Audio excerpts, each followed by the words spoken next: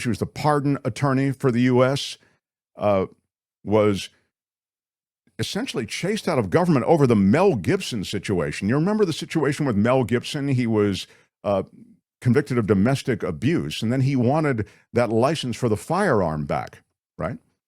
And that flies in the face of existing law. And Liz Oyer said, I can't do that. I mean, just the history of horrors that have been wrought on those who've been victims of domestic abuse, who've then been able to retain a firearm or get access to a firearm, that list is pretty awful. So she pushed back. Mel Gibson's a friend of the White House, friend of Donald Trump. I think he gave him some ambassadorship. Remember, he gave Mel Gibson, Sly Stallone, Schwarzenegger, I think was one of them. John Voight might have been one of them. He's a big MAGA guy. He gave them ambassadorships in Hollywood. In any case, but she held the line. I've got mad respect for her. And now her analysis on things related to the law, I think it is second to none. She's the brilliant Liz Oyer, everybody. Look at you, Liz Oyer. Hi. Hi, Mark. Thanks for having me back on your show. No, very excited to have you here. I, of course, I'm a paying member of the Oyer Lawyer Substack, and I encourage everyone to do similarly. In fact, we'll have a link under this video so that many watching this can just click through and become part of the crew that gets the benefit of your takes. Wow. Thank you. The Justice Department now, Liz, this is a total disconnect from any moorings associated with constitutionality and sort of the history, even the troubled history of America. Yeah, the Justice Department is in a historic crisis. We've never seen anything like this before, and it's really intentional. It's a lot of what Donald Trump has been doing over the last 8 or 9 months coming together, coming to fruition.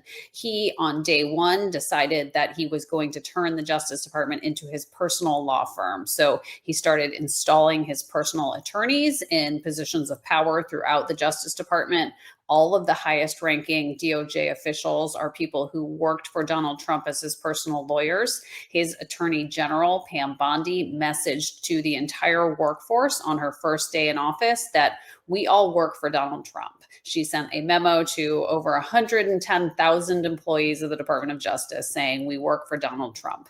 And at the same time, the president and his team have rooted out the career experts, the non-political employees who could stand in the way of implementing the president's political agenda. That includes people like myself, as well as people with oversight of all sorts of non-political functions of the department, like ethics, professional responsibility, transparency, the types of things that are intentionally safeguarded with career non-political employees. And by doing all of this, he has created a situation where there's really no one left in the Department of Justice to resist his will. He is now able to bulldoze through the department anything that he wants to see happen in the justice system. And that includes prosecuting his enemies, as well as rewarding his friends and donors with special treatment in the justice system. What's the old line? Bring me the man and I'll show you the crime, or I'll show you there's the despot's sort of adage, you know. And yes, exactly. That's very much his approach to the justice system. And so he's named those people that he wants, which is the thing about Trump. There's no sleight of hand, you know, it's out there and he's saying it and he's posting it. So, you know, bring me the head of James Comey and bring me the head of Adam Schiff and bring me the head of, whomever. Anybody who is his perceived enemy, these FBI people, these underlings, I mean, Miles Taylor, et cetera, you know. But on some level, I was making the point, Liz, earlier that when the government comes after you and they even begin an investigation or you're a target of an indictment, it can be ruinous. I mean, you can go bankrupt trying to defend yourself. They never even have to bring charges and your life can be destroyed. Yeah, that's exactly right. Being the subject of a criminal investigation is no joke. It is incredibly invasive, it's costly, it's time consuming, and it really can ruin your life. For that very reason, there historically have been a lot of safeguards in place about when a criminal investigation can even be initiated.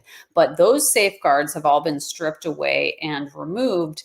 And Donald Trump is using the process of investigating people as a punishment unto unto itself. He has tweeted about this. He knows that there's a cost to being investigated. And his view of it is, well, it happened to me, so it's fair game for me to inflict that on other people, regardless of whether they've actually done anything wrong. I want to ask you about the demand that Trump has made that troops show up in all of these American cities to protect various things, ICE facilities, federal buildings, in the case of Los Angeles, et cetera. That would be, it would seem patently illegal were it not for the fact that he seems to be doing it over and over, and it seems to now be upheld on some level by higher courts. Can you give me the legal aspects of that? Well, troops cannot be used for domestic law enforcement purposes. So there's some debate about what the purpose of these troops being there is. And Donald Trump doesn't really care whether it's legal or not. I mean, that's the bottom line. He's just going to go forward and do it without waiting for any court to tell him whether it is or is not legal. He's just plowing forward. This is basically his approach to everything, is to act first and then deal with the consequences later if a court intervenes and says it's not legal.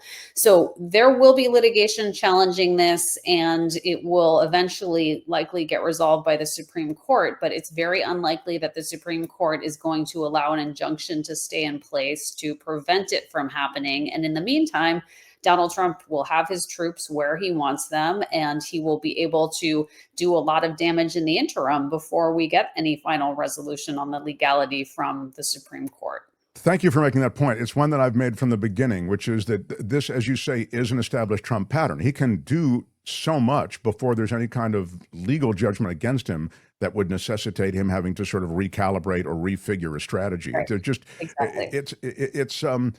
it's a way in which the undoing of America can happen, and you sort of can't put Humpty Dumpty back together again. It's what's happened at the federal level. I mean, I couldn't believe the way that the Doge crew and Musk and his little band of tech bro wannabes were allowed into government, able to scrape government systems for all kinds of data and to dismantle government. I mean, major government agencies being hobbled, from EPA to USAID in a month's time, and the legal challenges just couldn't be mounted more quickly enough.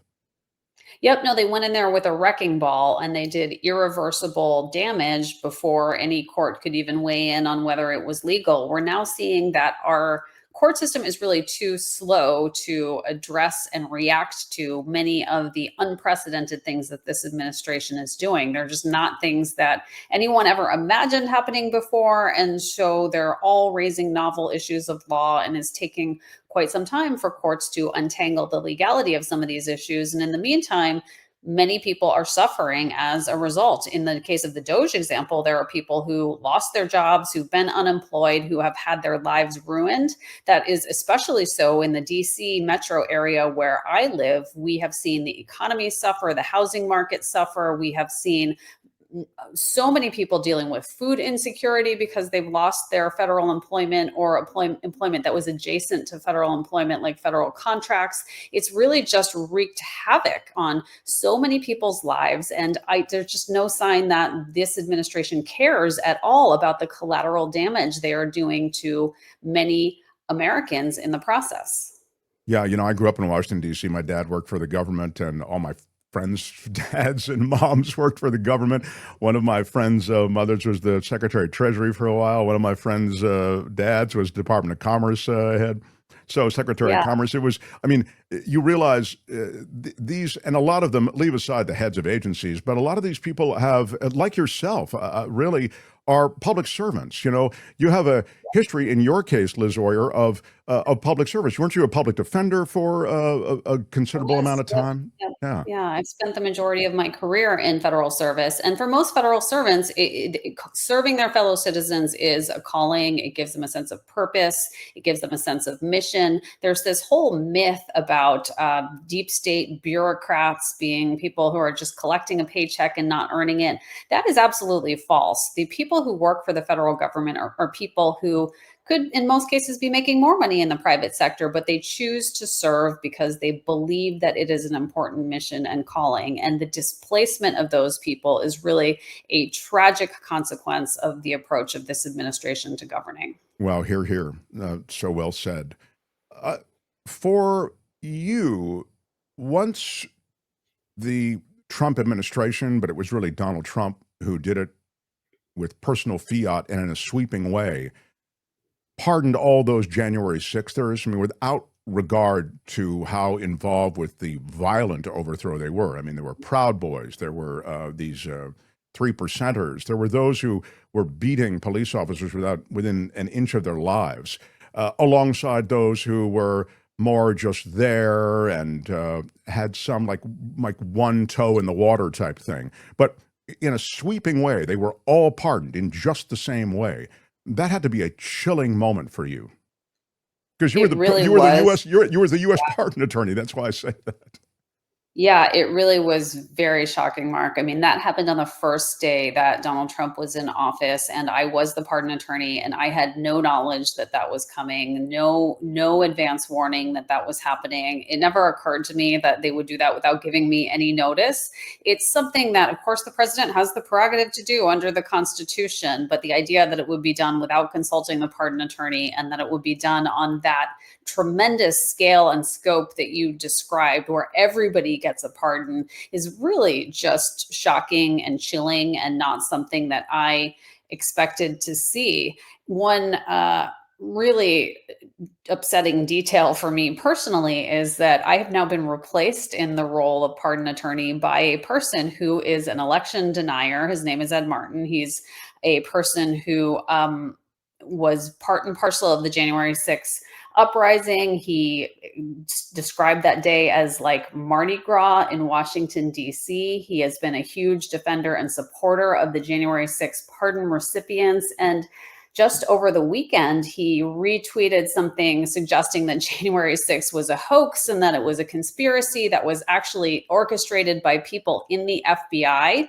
So that person who is espousing falsehoods about the January 6th and claiming that it was started intentionally by the FBI now occupies my old job of pardon attorney, which is really just a very disturbing development for the American people. He also has another important job in the Justice Department. He's the director of what he calls the Weaponization Working Group, which is a group that is dedicated to investigating Donald Trump's political enemies. So on the one hand, he's got his hand on the lever of punishment with the weaponization group. And on the other hand, the lever of rewards with doling out pardons to people who are MAGA supporters. He is really just a terrifying person. He's not a serious lawyer. He has no qualifications for this job, and he's got a tremendous amount of power in the Justice Department. Wow, that's so very scary. Uh, I also saw, Liz, that some J6ers who've received these pardons are now going after the government and Yeah. suing the government. So Yep. I mean, insult to injury is like the adage that doesn't even approach how offensive that is. Exactly right. There are a bunch of different types of lawsuits that have been filed. Some are claiming that they were wrongly prosecuted and seeking damages. Others are seeking the return of the money that they paid as part of their sentence. Many of those folks had to pay back the costs of property damage that they caused on that day, and they're asking for their money back. In some cases, they have gotten their money back, and now the taxpayers will foot the bill of this tremendous amount of damage that was done to the Capitol, as well as the injuries that were caused by these police officers. So the pardons have really opened up sort of Pandora's box with a whole side set of issues that are now arising in the courts that will probably continue to be litigated for years to come. Liz Oyer, this brings me to another thing that you know so well, and that is sort of the ripple effect of pardons and clemency. And there has been, and we've reported on it here for years, there have been some high-profile frauds that have been perpetrated by business people. You know, they say, "Oh, I've got an electric car company. I'm looking for investors," whatever it might be. That's an actual example. And millions are then funneled into what is completely a fraudulent exercise. That's just one example. There are a bunch of them. So the government finally putting together a bunch of facts and evidence is able to seek and get a criminal prosecution and conviction And then Donald Trump came in, and Yep. he literally just pardoned all of these people who perpetrated all of these frauds on all of these people. And then this gets to the other part that I just wanted, you can review this with some specifics, because I love how you break this down. The penalties that they pay, which are part of the adjudication, those penalties are then waived. Yeah, yeah, that's exactly right. Donald Trump has been granting pardons primarily to people who are convicted of large white collar fraud crimes, so crimes that involved stealing or cheating other people out of money. And one example that you noted is this guy Trevor Milton, who created this company that was supposedly building the world's first electric powered semi truck. And many pension funds invested in this. Working people had retirement funds that were invested in this company. And the whole thing, it turns out, was a fraud. He created a commercial that showed supposedly a working prototype of the truck. And it turns out that they had actually pushed the truck up to the top of a hill and then rolled it down the hill to make it look like it was working, because the whole thing was a fraud through and through. He cheated his investors out of almost $700 million. And he went on to donate almost $2 million to Donald Trump as a result of his donation. And he also hired Attorney General Pam Bondi's brother, Brad Bondi, to represent him. And he lobbied for a pardon, and he got a full pardon very early in the Trump administration that wiped out his obligation to repay nearly $700 million that his investors lost. So those people are out of pocket that money, and he has not paid back a dime. It's really quite shocking. It's, again, it's sickening, because, as you say, it's not just a bunch of rich guys who are the investors. It was, as you've correctly identified, pension funds and average people who didn't even realize that they're invested in this as a result of a group of investments that their pension fund is involved in. And he was just one example. I mean, this is one of the things I love about your Substack. You lay it all out there, and it's, in the collective, it approaches $2 billion that they've been allowed to skate on. I mean, Yeah, it's really incredible. There's another really stark example of the pay for play aspect of the pardon system. There's this a man named Paul Walsack in South Florida who's a healthcare executive. He employed doctors and nurses for nursing homes, and he was skimming money off the tops of their paychecks. He used the money to buy a yacht and other luxury goods. He was sentenced to serve 1.5 years in prison and to pay back the money. And the judge who sentenced him said at his sentencing hearing, "I am sentencing you to prison time, even though your lawyers are asking me not to, because I want to send the message to the American people that wealth is not a get out of jail free card in this country." Then, shortly after the sentencing, Paul Walsack's mother paid $1 million to attend a dinner with the president at Mar-a-Lago.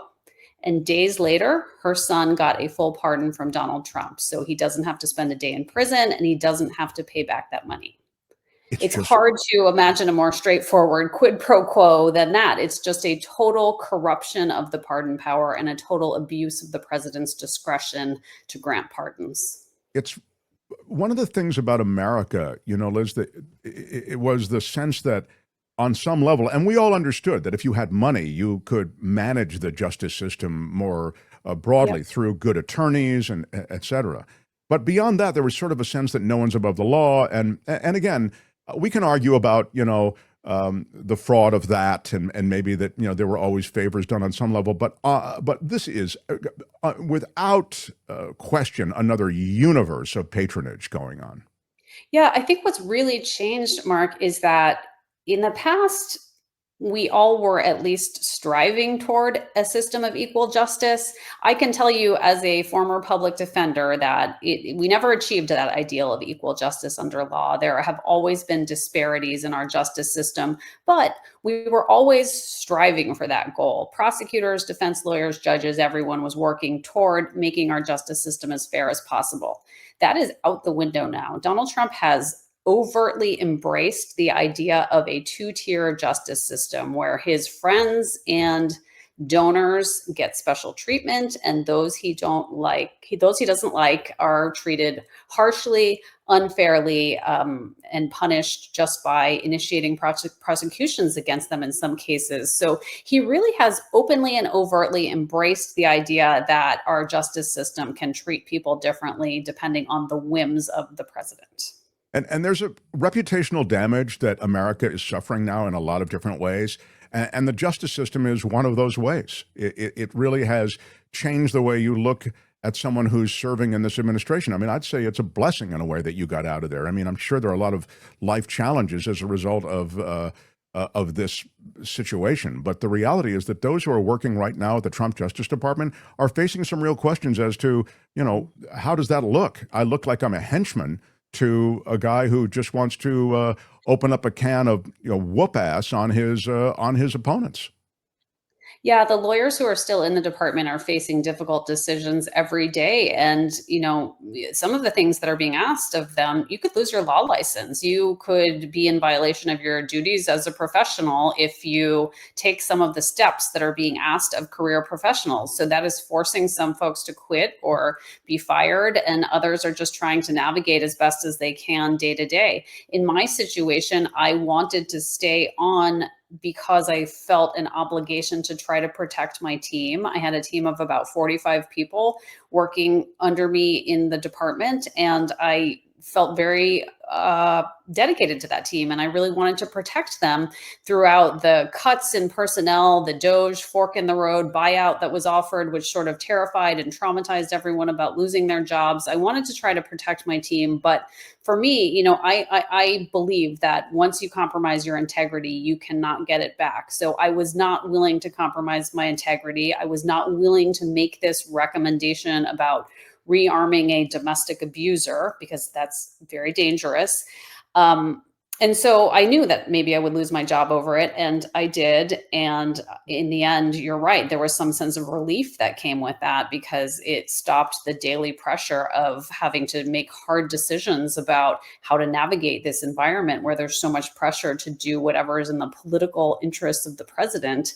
But not having those career experts in the department, it just has taken away all the guardrails and allowed the president to plow forward with so many corrupt actions that we're now seeing the consequences of. The score of lawyers who worked under you, are many of them trying to hang on because they have kids in preschool? And that's the thing. I mean, these are real people with real families and real concerns, or are they too kind of eyeing the exit?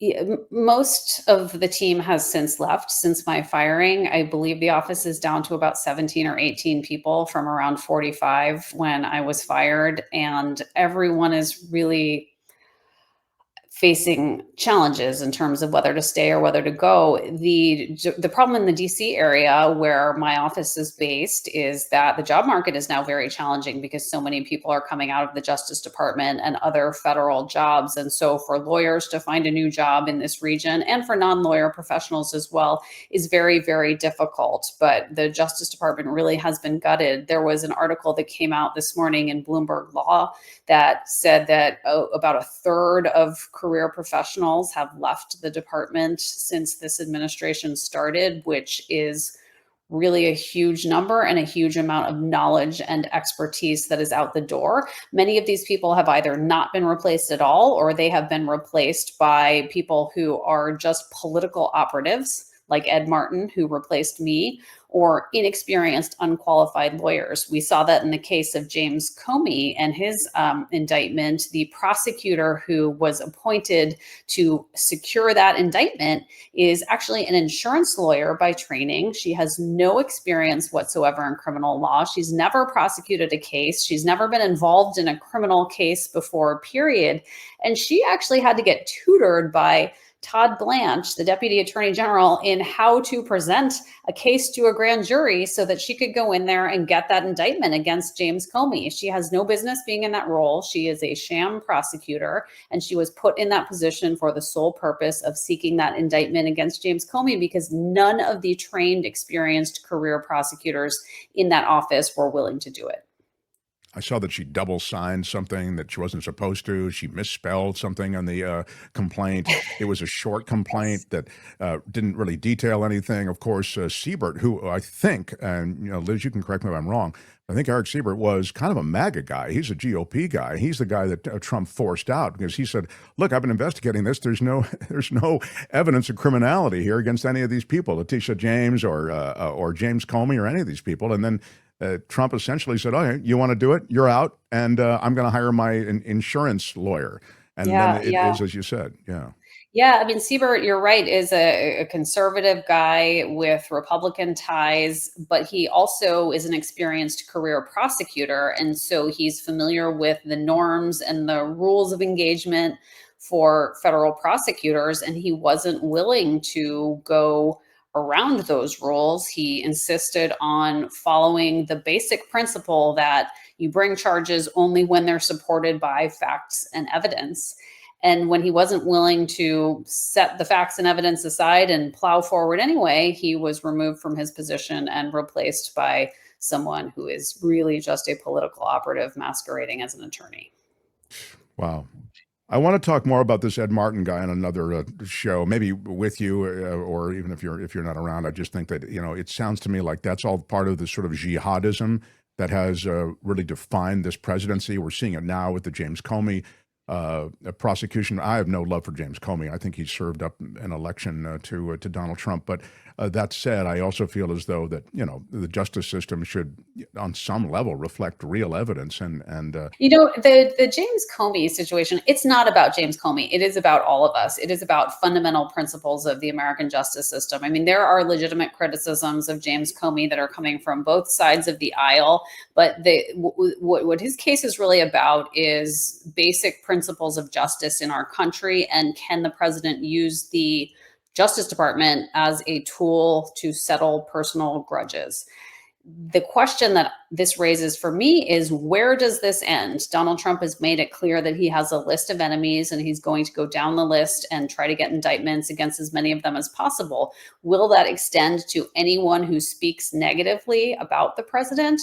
Will that extend to anyone who didn't vote for the president? It's very scary to think about what the consequences of that could be if he really carries it out as far as he could, and it puts all Americans at risk. So regardless of what you think about James Comey, we should all be very frightened and disturbed by the way in which that indictment was obtained and what it means that the president is now overtly and publicly using the justice system as a tool of revenge. I'm so glad you say this, because this brings me to the last question, which is really what you hinted at, which is, can the president, in an expressed way, broaden this to include all dissenters? And I would consider Democrats are dissenters, anybody on the left who is expressly pledged an allegiance to another party, however he wants to define it, or it's just it's just a thing where you don't actually define it, which is probably more Trumpian.